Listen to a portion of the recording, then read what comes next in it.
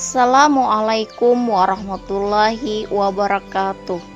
Kembali lagi bersama saya Rena Aprilini, peserta Latsar CPNS Angkatan 23 Kelompok 3 NDH 24. Di video kali ini saya akan membawakan materi pembinaan sikap perilaku yang harus dipatuhi oleh peserta Latsar CPNS selama pendidikan berlangsung dengan fasilitator Ibu Tina Purnamawati. Kira-kira sudah ada yang tahu belum tujuan dari pembelajaran sikap perilaku?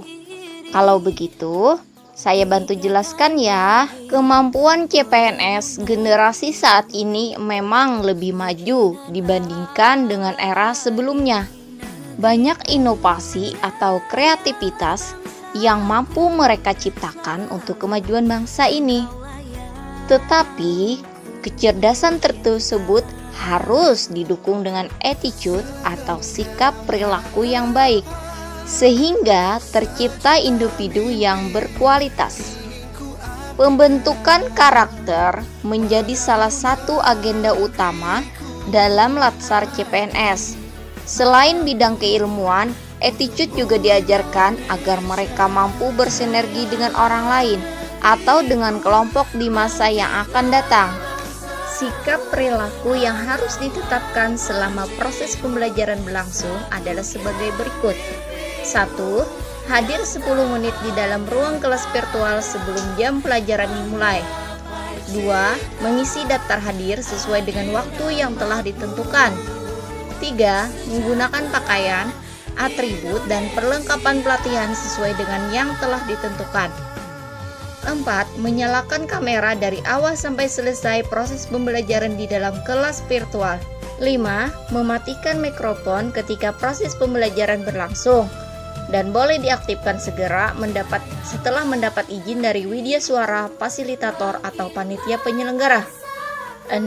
Menggunakan identitas yang telah diberikan oleh penyelenggara pada saat proses pembelajaran secara daring dalam kelas virtual. 7. Menggunakan latar belakang virtual pada saat proses pembelajaran secara daring dalam kelas virtual. 8. Handphone dalam mode silent selama proses pembelajaran berlangsung. Adapun pelanggaran terhadap peraturan sikap perilaku ini akan diberikan sanksi, mulai dari peringatan lisan, surat teguran, atau bahkan peserta diberhentikan tidak hormat. Nah, untuk itu sikap perilakunya harus dijaga ya teman-teman selama proses pembelajaran Latsar CPNS tahun 2021 ini. Selanjutnya kita kaitkan dengan sikap perilaku kita sebagai ASN yang merujuk pada seperangkat pedoman yang terangkum dalam Kode Etik ASN. Kode Etik ASN merupakan pedoman sikap, tingkah laku, dan perbuatan ASN dalam bergaul dan bertugas sehari-hari. Adapun kode etik dan kode perilaku ASN sebagai berikut. 1. Melaksanakan tugasnya dengan jujur, bertanggung jawab, dan berintegritas tinggi. 2. Melaksanakan tugasnya dengan cermat dan disiplin. 3. Melayani dengan sikap hormat, sopan, dan tanpa tekanan. 4. Melaksanakan tugasnya sesuai dengan peraturan perundangan yang berlaku. 5. Melaksanakan tugasnya sesuai dengan perintah atasan atau pejabat yang berwenang, sejauh tidak bertentangan dengan ketentuan perundang-undangan dan etika pemerintahan. 6. Menjaga kerahasiaan yang menyangkut kebijakan negara. 7. Menggunakan kekayaan dan barang milik negara secara bertanggung jawab, efektif, dan 8. Menjaga agar tidak terjadi konflik kepentingan dalam melaksanakan tugasnya. 9.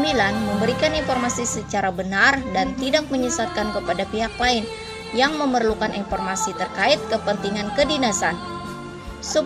Tidak menyalahgunakan informasi antara negara, tugas, status, kekuasaan, dan jabatannya untuk mendapat atau mencari keuntungan atau manfaat bagi diri sendiri atau orang lain. 11. Memegang teguh nilai dasar ASN dalam selalu menjaga reputasi dan integritas ASN.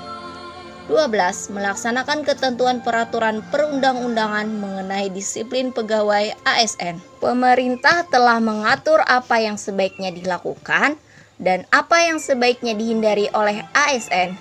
Semuanya diatur dalam PP nomor 53 tahun 2010 tentang disiplin pegawai negeri sipil. Disiplin pegawai negeri sipil adalah kesanggupan pegawai negeri sipil untuk menaati kewajiban dan menghindari larangan yang ditentukan dalam peraturan perundang-undangan dan garis miring atau peraturan kedinasan yang apabila tidak ditaati atau dilanggar dijatuhi hukuman disiplin.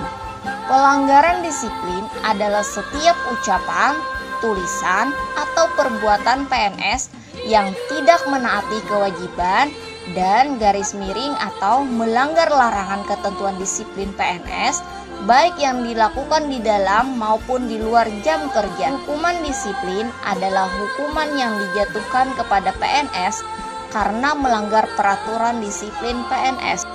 Tidak main-main, semua bentuk pelanggaran terhadap kode etik ASN akan diberikan sanksi. Hukuman disiplin pun bervariasi, mulai dari ringan, sedang, hingga berat. Semuanya akan ditindak oleh Majelis Kode Etik berdasarkan peraturan yang berlaku. Yuk, bersama-sama kita junjung kode etik ASN karena Indonesia bangga memiliki aparatur sipil negara yang beretika dan bermartabat. Itu tadi video dari saya. Wassalamualaikum warahmatullahi wabarakatuh.